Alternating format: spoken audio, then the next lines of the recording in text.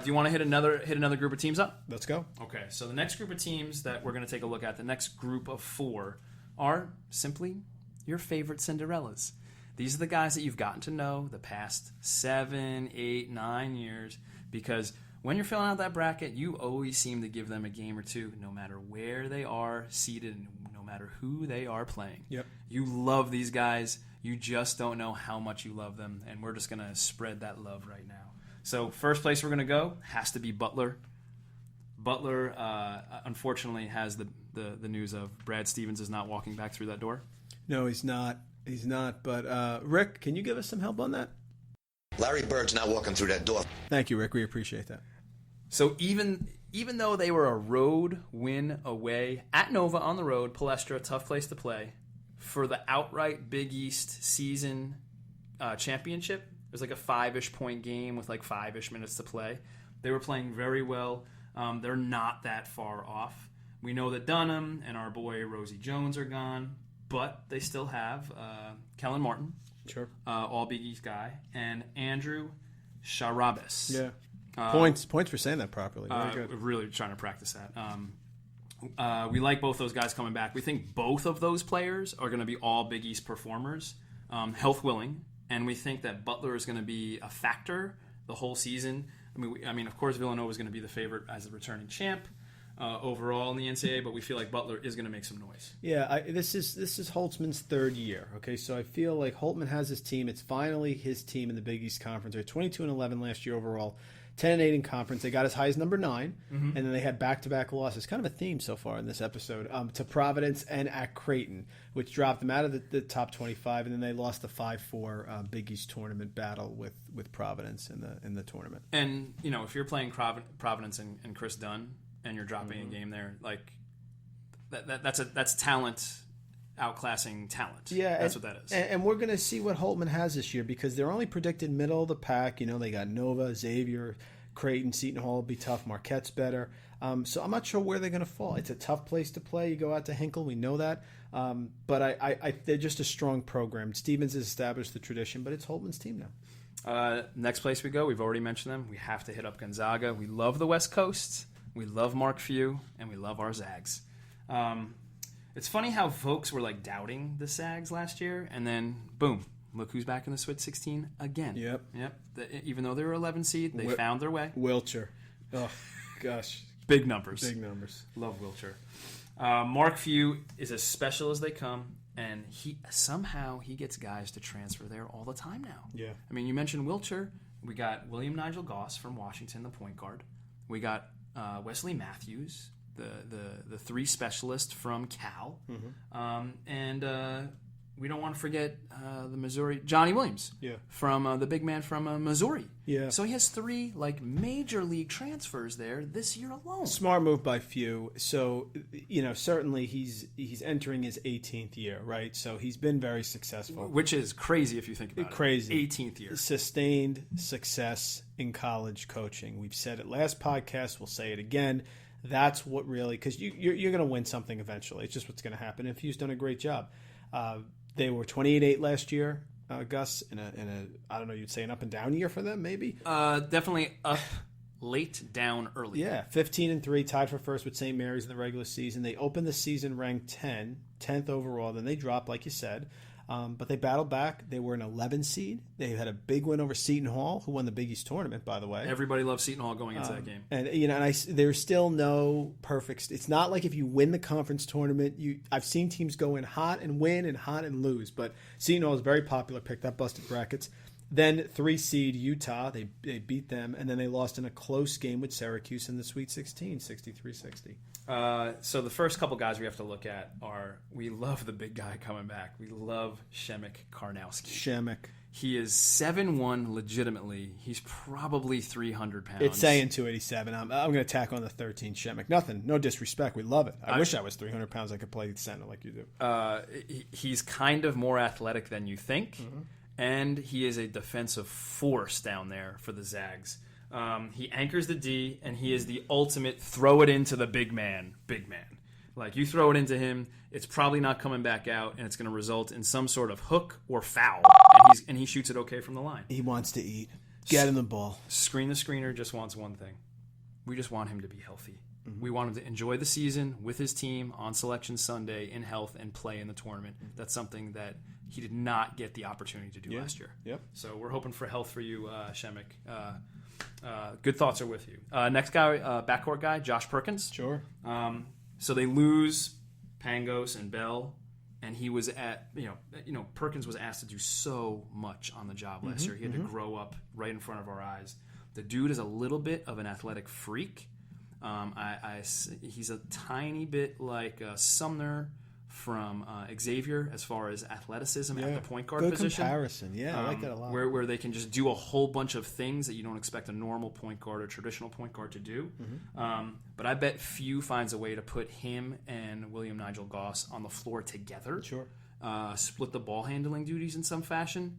And if you can play both those guys in the backcourt together with like kicking out to Matthews on the three, that sounds pretty good to me. Definitely, and that's how Few gets the job done. So he picks a couple select newcomers to stay involved. Perkins last year was 10.9 points in conference and 46% from the three. So he's there with those guys learning, and now he's going to take more of a leadership role. Yeah. Last guy, we mentioned him a little bit earlier, Jonathan Williams, transfer from Missouri. Big guy down low. They needed a little bit of size to make up for the loss of Wilcher and Sabonis, and Williams is just what they needed. He put up big numbers in the SEC, and we know the pattern with redshirt big men at Gonzaga, right? So I don't know why we wouldn't expect big things from him, like we saw from Wilcher after his redshirt season. And he put up big numbers, and he was in the running for the player of the year and for All-American status. So I don't think Jonathan Williams maybe isn't going to get there, but you would expect success. And Few's had transfers, but I think having Goss transferred from Washington, Williams transferred from Missouri, Jordan Matthews transferring from Cal, he's got transfers across the board. That's going to be unique for them. And if one of the games I look forward to the most is the St. Mary's Gonzaga games. I make a point to tape them. I try to stay up to watch them.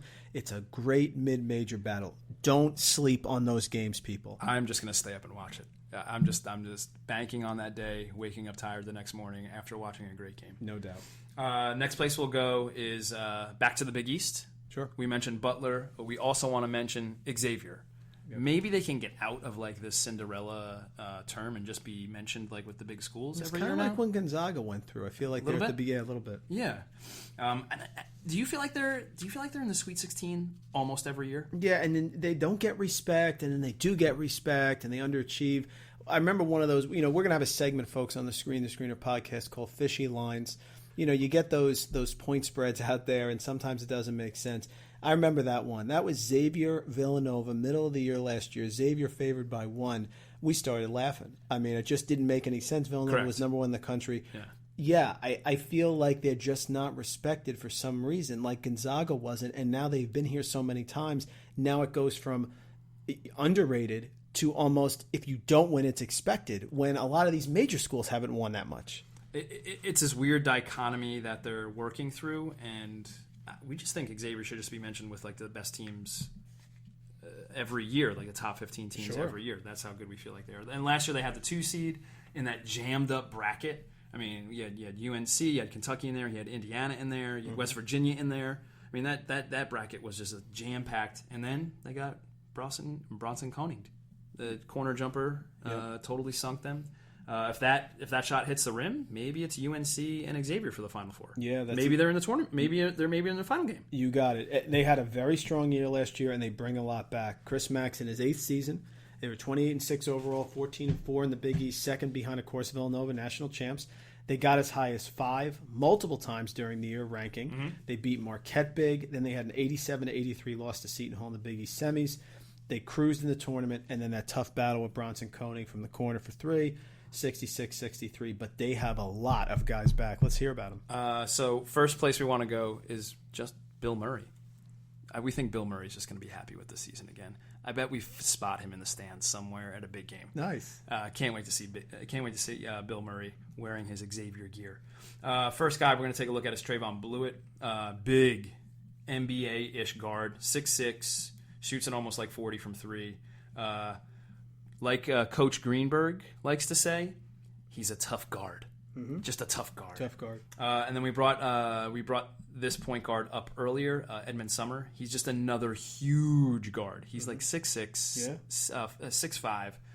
I feel like he's got a smidgen of John Wall in him, where he's almost like too fast for his own good. That's 26 points per game coming back in the backcourt. That's how you win in March, folks. And throw in their growth, and if Summer can almost calm down or downshift just a bit and retain like the explosiveness that makes him really special, he's going to be one of my favorite players to watch this year, and Xavier's going to be exciting throughout the season. One of my favorites on the team, you want to talk about him, Miles Davis. Love him. I just feel he's got moxie. I was watching football the other day. Devonta Freeman had a big win. I know we're going to go across sports here. The Falcons won in Denver. Every time Devonta Freeman got hit, he was just an angry guy, and it felt like you were getting all. I feel the same way with Miles Davis. He's passionate. I'd like to see that on the court. One of my favorite players in the country. He's very vocal, and he's one of those glue tough guys that you need. And not unsportsmanlike, like just passionate about the game. I love those type of guys. Can't you see them just like chucking it to him on the wing and him sinking a big three at some point? Yeah, I'll tell you, another game you want to mark on your calendar is Villanova at Xavier again, because they're going to be ready for the national champs. Yes, please. Fox Sports, dial it up. Nice. Last place that we'll go for our little Cinderellas is a team that had the makings last year, but just had the worst luck ever. Rhode Island. The injuries killed the Rams last year. Devastated. Just killed them. E.C. Matthews totally reminds me of C.J. McCollum. Great score. Great score. Since we're throwing on money, like C.J. McCollum just signed a $100 million contract. Cha-ching. Oh, my goodness gracious. Gotta get that soundbite for the next podcast. I think that, yeah. Can we break up the soundboard? Yeah, have like the cash register. We'll bring that back. The loyal listeners, this is where you heard it first. It's coming. Cash register drawer closing for C.J. McCollum. Mm-hmm. And we like Hassan Martin. He's like the perfect college power forward. And they both have something to prove in the conference, but also in the nation, because both of them were beset with injuries last year. Yeah. Matthews was a killer. Yeah, really Matthews totally has NBA size. He's got NBA skills. Everybody, please send good vibes to the health gods for this guy. He should play in March. Think of like R.J. Hunter. Sure. Okay? Yeah. Like that good, that special, that NBA-type talent. Ron, you want your chair back? Could win a game in the tournament all by himself because he's that good. Sure. And Hassan Martin bangs it in the A-10. He just outworks people. He destroys people. He is so tough. He is that type of guy that EC needs to like get his back and ride shotgun. Yeah, they're 9-9 in conference. Hurley's fifth season is this year. 7th in the A-10, 17-15 overall. Lost in that 7-10 game in the A-10 tournament. But right now they are mentioned among the top teams in the A-10 with VCU and Dayton. So Rhode Island, the Roadies, are going to be a team to be reckoned with this year. A-10, please be careful. You've been warned by Screen the Screener. Yeah. Do you want to hit another group of